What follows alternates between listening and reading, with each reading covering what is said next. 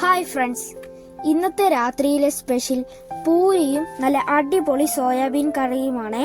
ഇതെങ്ങനെയാണ് ഈ സോയാബീൻ കറി ഉണ്ടാക്കുന്നത് നോക്കിയാലോ. ആദ്യം തന്നെ ഒരു മിക്സി ജാറിലേക്ക് തക്കാളി അരിഞ്ഞു വെക്കുക. അതിലേക്ക് വെളുത്തുള്ളിയും പെരുംജീരകവും മഞ്ഞൾപ്പൊടി, മുളക് പൊടി അങ്ങനത്തെ മസാലകളും ചേർത്ത് അരയ്ക്കുക.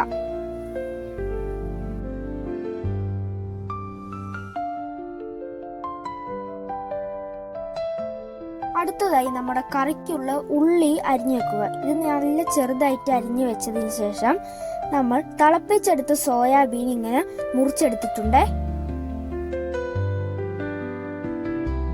ശേഷം കുക്കർ അടുപ്പത്ത് വെച്ച് അതിലേക്ക് എണ്ണ ഒഴിക്കുക.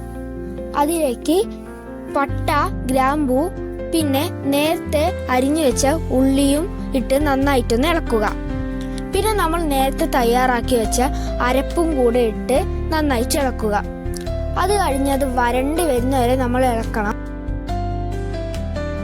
ശേഷം ആവശ്യത്തിന് വെള്ളം ഒഴിച്ച് സോയാബീൻ ചേർക്കുക. അതിനുശേഷം ഇനി 2 വിസില് വരുന്നവരെ കാത്തു നിൽക്കാം.